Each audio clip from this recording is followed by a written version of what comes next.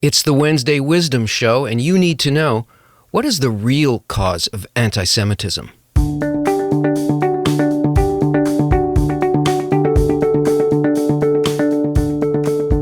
That seems like a pretty silly and obvious question on the surface, doesn't it? But the answer's not obvious. Otherwise, we would have figured it out. Otherwise, it wouldn't be so persistent. And by persistent, I mean like thousands of years. And I don't even like talking about this, but it's a very important issue, not just for Jewish people, but for humanity, because it's something that has been a part of us over our entire history. People who feel anti-Semitic feelings are very clear about why they feel them. They can tell you why. And it seems like, well, then that's the reason, right? But then there are people who are Jewish, and they say they don't understand what the reasons are, and that they are not doing the things that they're being accused of. And then there are people who are don't feel themselves as being anti-Semitic, and they're not Jewish either, and they look at the situation and they say, well, this seems kind of irrational. Where is this actually coming from? Why the blame on people that I don't perceive as being the way that they're being spoken about? Why is this a constant feature in the human family? That's why I want to do this topic. But I'm not doing it because it's of abstract interest. Right now, recently there were two representatives elected to, in the American governmental system, the Republican system, that, and they're not Republicans, I don't mean it that way, I mean in the American Republic, who are openly anti-Semitic. I mean, openly, there's no question about it, and the whole, I don't know what to call it. People call it the left wing, but it's not. It's like it's one of the two major parties have many people that organize those parties who are actually anti-Semitic. It's mainstream. Today, or what was it, yesterday, the chief rabbi of Argentina was attacked in his house. He and his wife, badly beaten. And of course, we see what happens all across Europe and all of that. So what really causes it? It's not what we think it is.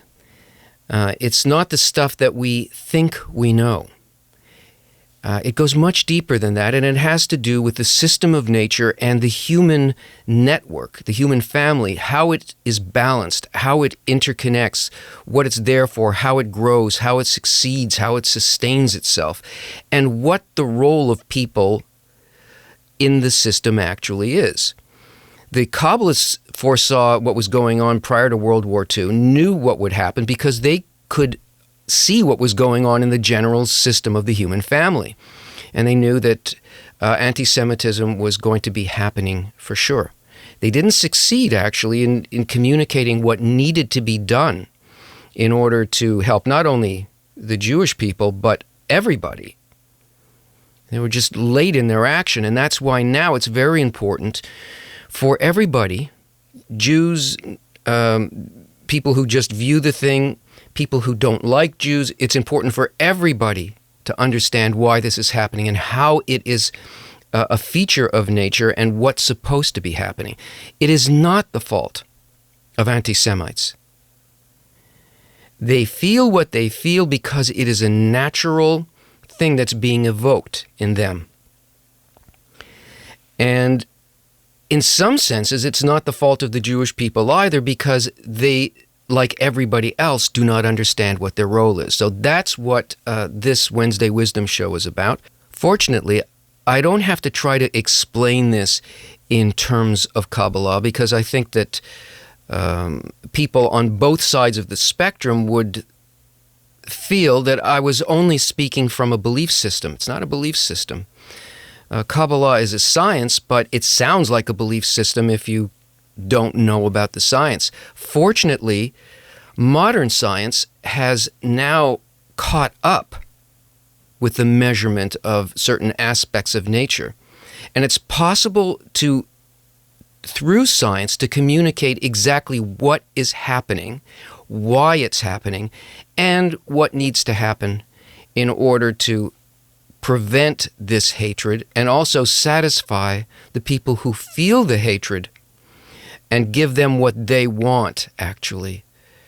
So what I'd like to do is to share with you a video that we have prepared that explains from the point of view of current science what anti-Semitism is and what we can do about it.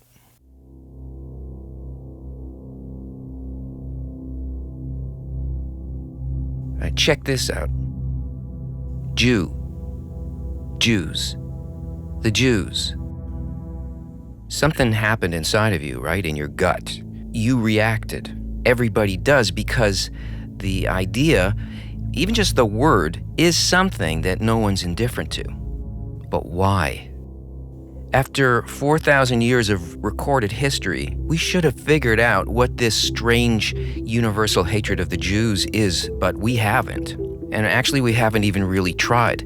The thing is, we're going to have to, because the way that the world is now, everything affects everyone, and there is no place to hide, so this little problem isn't so little anymore. That innate, deadly hostility is exploding around the world right now. And if we don't figure it out, it's going to trigger a violent self-defense reaction that's going to end up destabilizing the planet and harming everyone. So, let's stop pretending and fantasizing. Let's look at facts, because only facts can help. Let's stop and let's figure it out. Take the emotion out of it so that we can look at it, okay? Can you forget about religion or cultural attachments or social preferences, all that stuff for just a few minutes, and let's look scientifically, empirically, because there are facts. And really the details of any phenomenon that's been going on as long as this one has are considered by science to be facts. So let's take them into account. What exactly is the Jewish problem? Is it hatred of the Jews? Is it genocide? Their right to self-defense? No, it's not. The problem is that nobody, and I mean nobody, including most Jews, know what Jews are and what their role is in the world, or even if they really have a role in the world. Well, how could the longest surviving identifiable grouping of people on Earth not know who they are? It's clear to us they're a race, because if their mother is Jewish, then they are. Yeah, but no, there were times in history when a person was a Jew only if their father was. And all you got to do is look at a bunch of Jews, and it's clear that they're a hodgepodge of races. But that's because they're a religion, right? Wrong. The majority of people who identify as Jews are secular, and the ones that we're probably most aware of are strongly anti-religious. Okay, so then maybe they are a nation state, Israel, a legal entity like Canada or the U.S. Yeah, but more Jews live outside of Israel than in Israel. So what are those Jews? You see the problem? Every definition is a contradiction. They're pacifists and they're warmongers. They're inferior and they dominate the economy. They want to take over the world. Capitalists. And no, they're communists. They only keep to themselves and they threaten racial purity through intermarriage. They killed Christ and they're responsible for the invention of Christianity. They have a chosen people complex and they've got an inferiority complex. So basically, what we have is an undefined, identity-conflicted human grouping that makes up less than 0.2% of the world's population, who somehow always have a disproportionate amount of worldwide attention and influence. Enough influence to impact the entire human network and all of its systems, for better or for worse, and we don't really know who they are. That's what makes us so suspicious, right? Where does the influence come from? Now, talking about that makes us squeamish. But look, If we're going to figure it out, we've got to stop saying that it's not true, because it is true. But how come? Why? And what is the influence for? But to solve this, we've got to see this thing in context, in the real dynamics of the human system. We need to get an idea of how our system works, because that kind of knowledge will tell us not just what the Jews are, but what we are as a whole. And what we want to nail down isn't just some singular definition, because nothing in nature is. What we're really looking for is an interaction, a kind of formula, a relationship. Okay, so let's start with a more accurate question.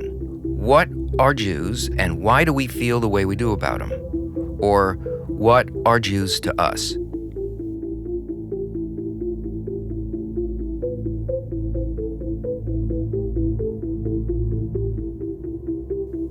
The problem is that the sciences that we use, biology, social and political sciences, they only look at pieces of the system and can only give us race, religion, and power politics to work with. And that's why those definitions of Jews cancel each other out. To find the relationship, we need a science that lets us look at the system we live in as if we weren't completely subject to the forces in it. We've got to poke our heads up out of it and look down on the whole thing, like those first pictures of the Earth taken from the moon, because it takes much more information than any partial observation can give us. So we need a holistic science that deals with organizing principles and how those principles steer the larger system. And that science is cybernetics and network science, which have been around since the middle of the 20th century, but they were mostly theoretical until we started getting some pretty groundbreaking insights recently from supercomputing and big data sets, including Google's records about voluntary human connections on the web. What we got was the first evidence-based perspective on the development of systems in nature. But these scientists couldn't make productive use out of all of this until they had a workable mathematical model that came from a complete data set. And they found that by accident in the 6 Degrees of Kevin Bacon game, which is based on the assumption that Kevin is the most connected actor in the network of Hollywood. It turns out that Sean Connery is, but that's not the point. The model and the game work because they use only the closed world of Hollywood actors. You play the game by finding the shortest route of connection between any actor that appeared in a Hollywood film and Kevin Bacon. You should try it because you'll see that the math always works out to a number of 6 steps or fewer. You know, silly as that is, it's really important. So let's look into that a little bit first before we look directly at what the Jews are.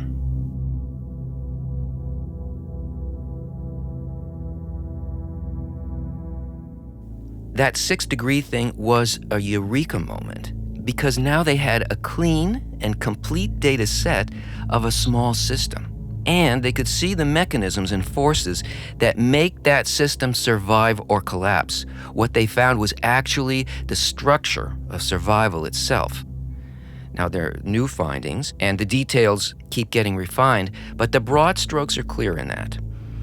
Nature develops its parts from simple systems to complex ones by predictable patterns called scale-free networks.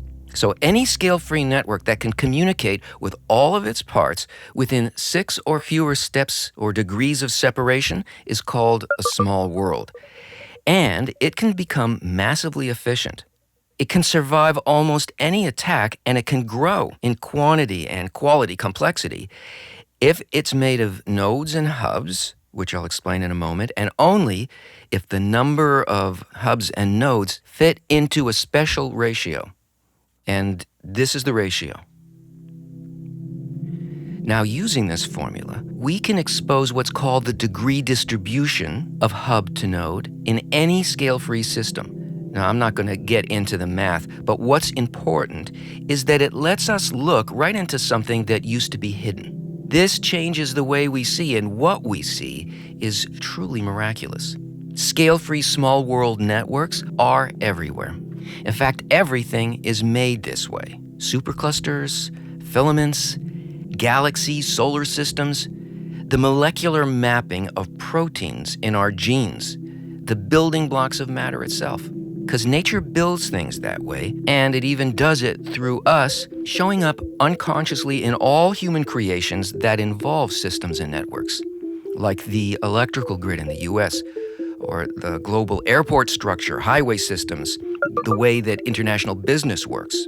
Even the structure of the internet and social media falls within the parameters of this formula, which is lots of nodes, very few hubs. That is the most efficient way to make and maintain any complex system in our reality.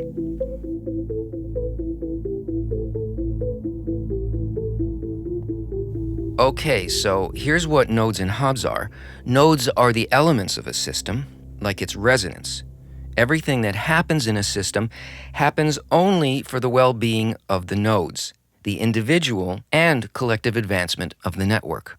Hubs are hyperconnected nodes, and they do the critical function of passing information and resources all through the system in the fastest, the most efficient way possible. And that's what makes the system survive, because it's able to respond holistically and instantaneously all through the network to any need or challenge. So a system can lose a lot of nodes and still survive as long as the minimum hub-to-node ratio holds. But as soon as the number of hubs drop below the ratio, you get system breakdown. And if enough of the relatively small number of hubs are destroyed or for some reason weaken in their function, the system fails and it collapses. So what does any of this have to do with what are the Jews to us? Well, if that's how nature does things, and it's in us and all around us, then why would it not apply to the architecture of the human family? Why wouldn't it apply to the relationships and attitudes between us that come from those same mechanisms, producing the same good or bad results for the same reasons? Gossip and news buzz between us that way. Diseases spread around the planet in days based on those properties. So obviously, yes, hubs and nodes do exist between human beings. And like everything else, we are a natural structure built a certain way by those immutable natural laws. We didn't make the system, and we can't unmake its structure without messing it up or destroying it or ourselves. Because it's not some objective thing out there separate from us. The network is what we are.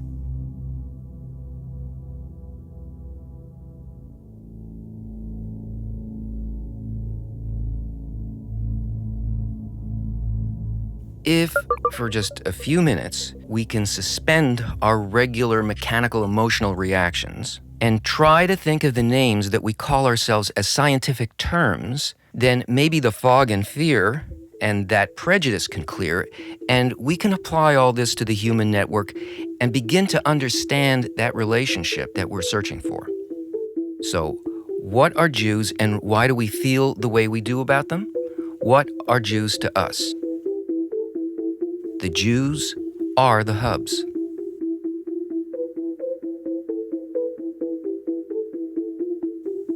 Because for as long as we've collected population stats, there's always been a 0.02 ratio of Jews to world population. Now, those stats are not a clean data set, but at least now we can see the importance of that proportion that's always been there. No other grouping comes even close to their degree distribution throughout the network. But that number alone in itself isn't proof. What's far more important and eye-opening is that besides fitting into that ratio, there is additional evidence that Jews may have consistently and exclusively performed the analogous function to the hubs, and that performance appears to have spanned the entire life of our current human system. So, did they? And does it? Why is it that from the time we humans first became a complex system called civilization, the history of the Jews has uniquely been one of invasions, exiles, genocide, and forced mixture into the expanding empires of the time?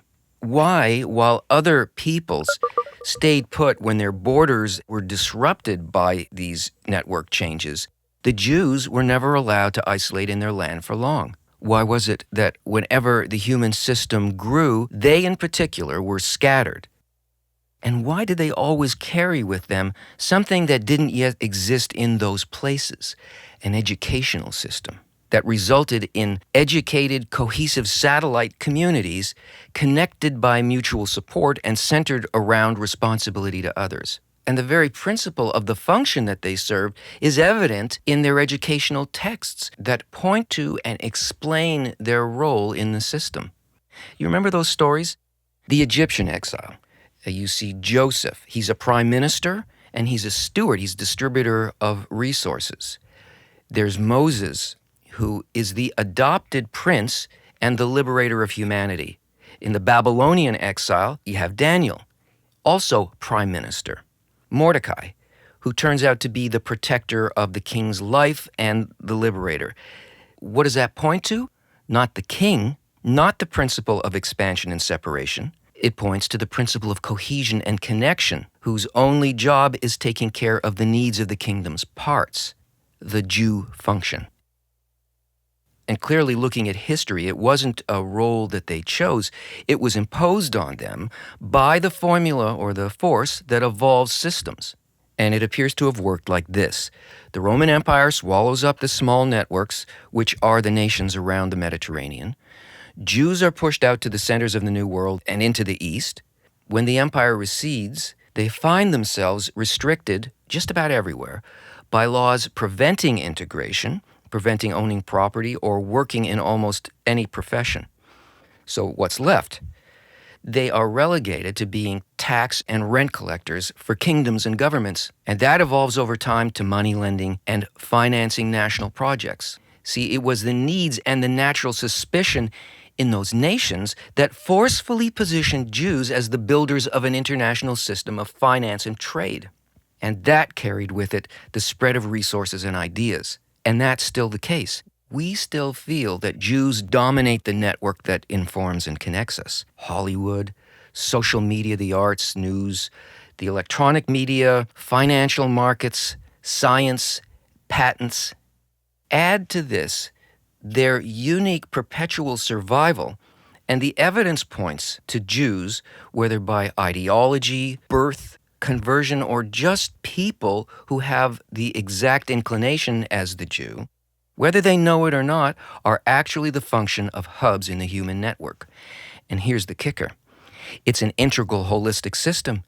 So every one of us has both qualities of hub and node. Let's call them the Jew function and the Gentile function, operating within us and around us. Do Jews know that this is what they are? Very, very few would, considering the disconnected state of the world right now, because it's clear that our hubs are barely able to maintain the existence of the system. It's pretty shaky. The Jew function is sleeping. So no, they're just as confused as everyone else as to what purpose they serve, and why they have such influence and attract such irrational hatred. What are they supposed to be doing?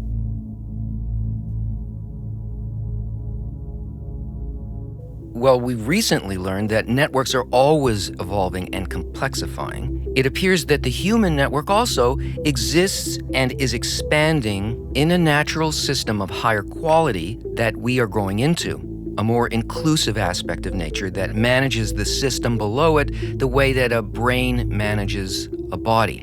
And in this mechanism, Jews are a kind of nation of hubs in the human network. And that nation, which is a relationship, is structured so that any major impulse of network development that's supposed to enter the system has to first pass through the hubs, through the Jew function. And for that to happen, though, Jews have to connect up in a way that their relationship to each other resembles the more coherent quality of the higher system where those impulses originate. They should be connecting up in an open, inclusive, mutually responsive, and altruistic way, a sort of quantum love your neighbor as yourself program. This should be a conduit made of human unity that minimizes the resistance to those development-enhancing impulses from entering the system and maximizes the spread and absorption of new ideas to every node. What it conducts to the system is a natural inborn grasp felt within the nodes of ideas and confidence about what next step to take for development and survival. It gives a sensation of wholeness, inspiration, and purpose, and that's what's missing now. What exactly are nature's messages that are coming from that higher system? Well, they're the same in all scale-free networks. The message is connect and make whole, because nature evolves its parts to handle more connection, making them more useful to the system and able to receive much more benefit from each of those enhancements. And apparently, the new data shows that connection aimed at greater states of unity may be the prime directive of the system.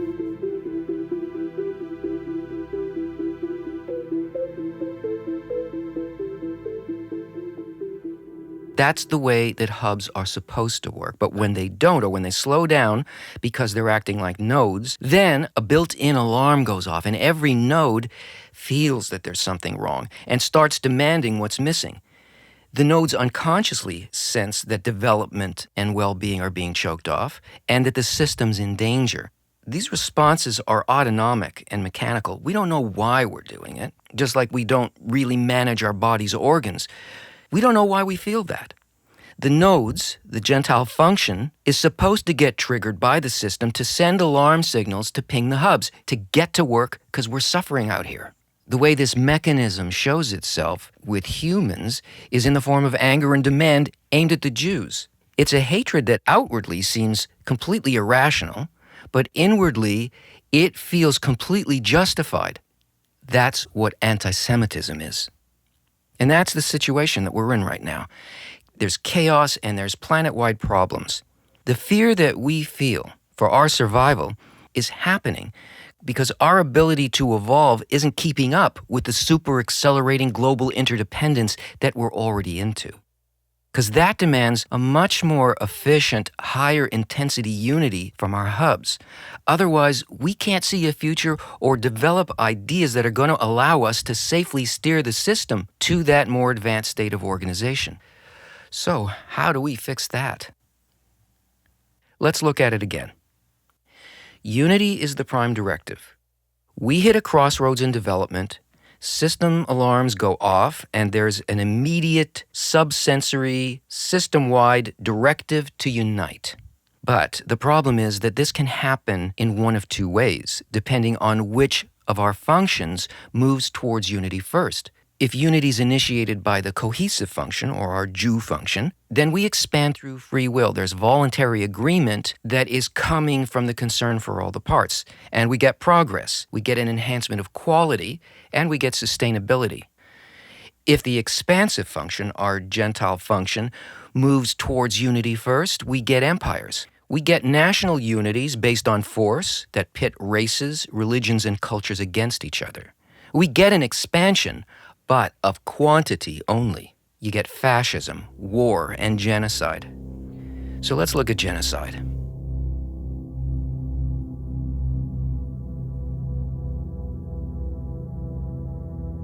The whole point of having hubs in a system is to evolve its nodes into hubs. But no matter how powerful and legitimate the claim against our faltering Jew function, genocide doesn't work. It's impossible to fix the problem of underperforming hubs by destroying them because it makes the system collapse.